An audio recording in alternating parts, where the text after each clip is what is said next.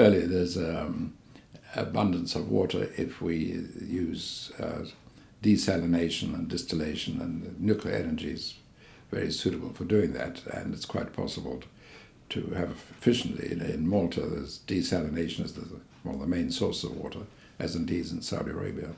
So it's perfectly possible. Yes.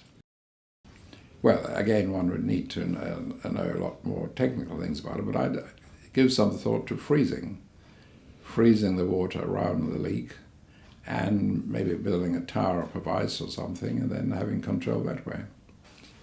Well, I'll just give you an example, but it's just one small part. In California, I think the Governor Schwarzenegger either has done or is planning to put a tax on high gas-guzzling cars. Now, it'd be much more effective to say, okay, we're going to put a tax on them, but we're going to use that tax entirely to subsidize eco-friendly cars. So when you're driving along and the fellow next to you is an eco-friendly car, you say, my goodness, I'm buying that car for him. And there's a much greater disincentive than just a tax which disappears somewhere in the government coffers. Well, solar energy obviously is powerful.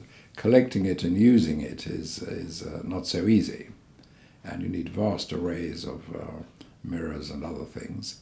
So in theory it works, but in practice, nuclear is much more efficient.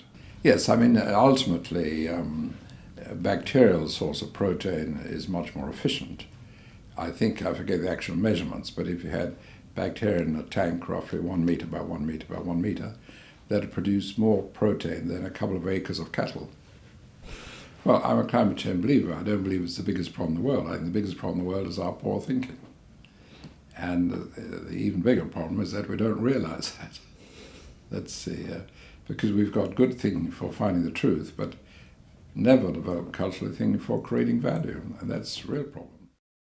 Well, there's one which was in California. I was talking to the ecology group, and they said we have a problem with the rivers, factories on rivers put out pollution, people downstream suffer.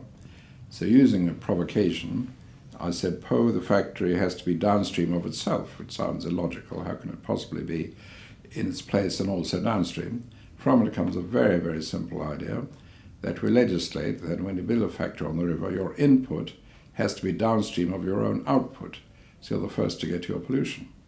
I'm told that has now become legislation in 13 countries, but very obvious, very logical in hindsight. Venezuela, what happened was there's a professor at the University of Caracas who read one of my books, The Mechanism of Mind, became very interested. Then he joined the ruling party, the COPE party, and they said, what ministry do you want? He said, on to new ministry, Ministry for the Development of Intelligence, which he became. He then flew over to London to see me, so I've got this new ministry, but I'm not sure what to do. I said, I've got this program in school for teaching thinking. He's very interested. He invited me to Venezuela. I taught and trained 250 teachers. They picked up some experience, and they trained 107,000 teachers, and by law it's been in every school, all because of that one man.